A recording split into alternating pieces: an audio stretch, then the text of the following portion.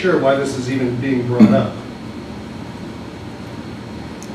And then, I don't know, in the discussion section, you'll get to that.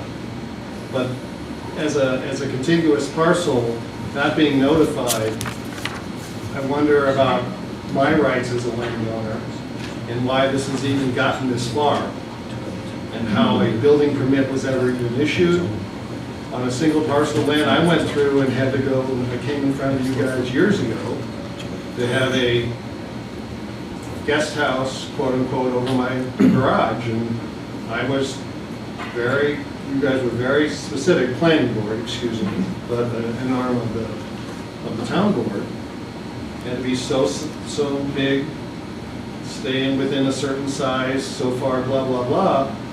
Now Mr. Georgopoulos is building a mansion. He has 2 mansions on one piece of property.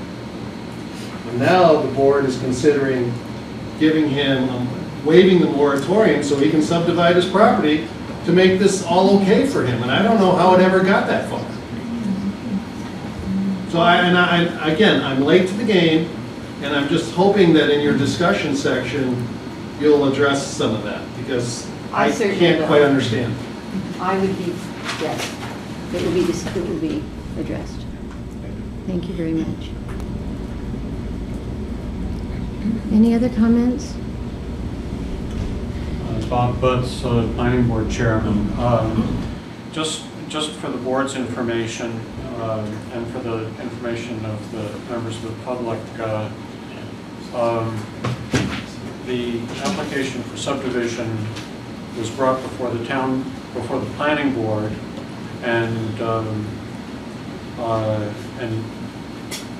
planning board can undertake review, but no actions can be taken unless a waiver is granted under the moratorium. So that's why this application is before the board. With regard to notice to adjoining property owners, all that's required at this point is a public hearing, and there's no requirement of a written notice to be given to adjoining landowners at this point. And moreover, on a subdivision application, it only requires that when we get to a public hearing, it only requires that notification be published in the paper, as opposed to a special permit application, such as the neighbor's guest cottage was a special permit application. That does require that written notice be given by mail to adjoining landowners.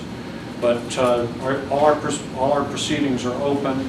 The matter is before the planning board, and everyone's welcome to attend public meetings and be heard on the applications that are before us. So I just wanted to clarify that. It's not a mistake that notice hasn't been sent. Excuse me, but in response to that, as a next door neighbor, that I have to file, let all my neighbors know that I'm going to turn my garage into a guest house, and the next door neighbor now is planning not a subdivision, but a dividing his property in two, seems much more of a serious issue that neighbors would have a concern about. That the planning board should consider notifying neighbors of this action, as opposed to, one, we don't have a newspaper. And yes, I know the meetings are of public nature, but you know, coming to every planning board meeting that doesn't affect me, you know, is not very productive use of my time. But getting that I have to notify of a special use permit, if you will, on such a minor thing, and such a major thing like a subdivision, I think you're missing the point, and that the planning board and the town board should consider for all property owners in the town of Stamford, they should be given notice that something's going to be happening in your neighborhood, and you should pay attention. I think that is there is very little dialogue in this town. It's since we don't have a newspaper anymore, and there's no really way of knowing what's happening, and that's my own naivete, I think that example is a very weak example of notice, what a neighbor should be noticed about. That's my thought.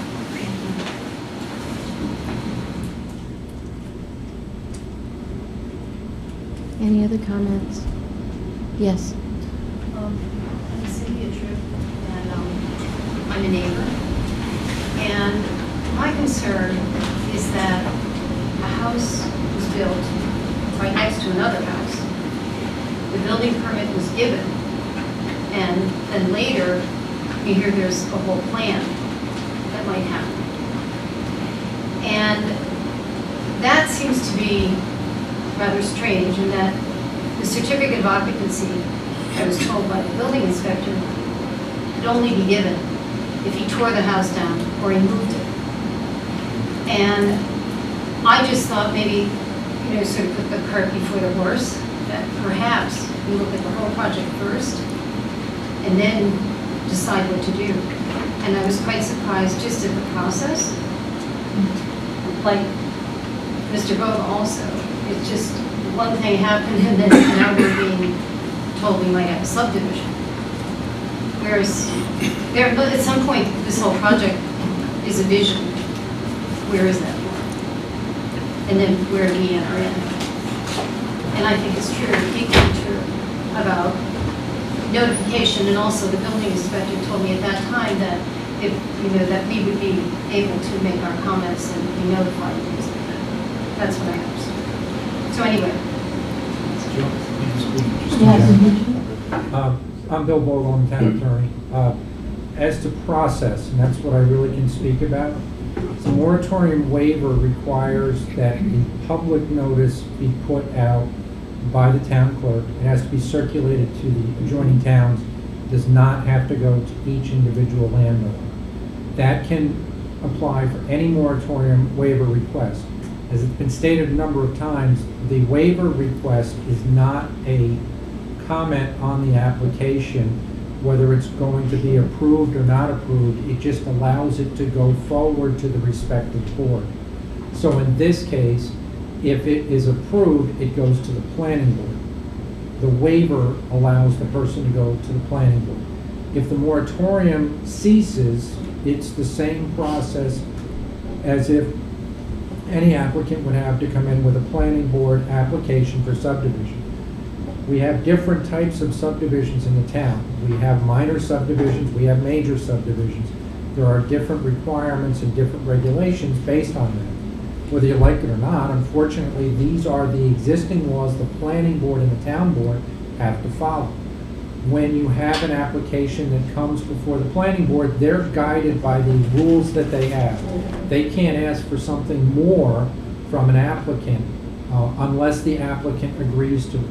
So for instance, if the planning board did not have in its laws saying that you had to notify the neighbors, they could ask the applicant to notify the neighbors. That doesn't mean the applicant has to do that, okay? You have to follow what the process is before that.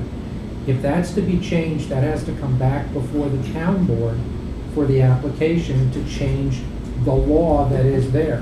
When the guest cottage law was passed, that required a special use permit because the concern was that special uses such as a change in the nature of a neighborhood to add a second residence potentially in an area should be something that all of the neighbors should know. I can't speak as to the application of what the building inspector did. I don't know. I'm just talking about the law that we currently have in place. We have special use permits for certain items, and we have applications for